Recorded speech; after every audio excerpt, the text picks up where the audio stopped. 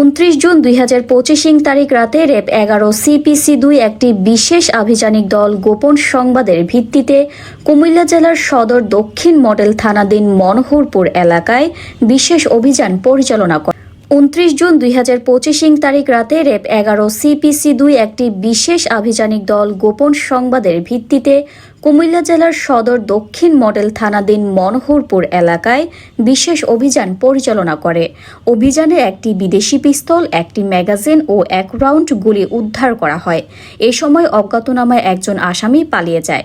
প্রাথমিক অনুসন্ধানে জানা যায়, অজ্ঞাতনামা পলাতক আসামি কুমিল্লার বিভিন্ন স্থানে অবৈধভাবে অস্ত্র প্রদর্শন করে সন্ত্রাসী কার্যক্রম সহ বিভিন্ন দর্তব্য অপরাধ সংঘটিত করে আসছিল।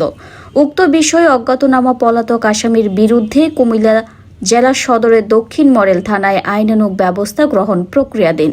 অস্ত্রধারী সন্ত্রাসীদের বিরুদ্ধে র্যাবের অভিযান অব্যাহত থাকবে।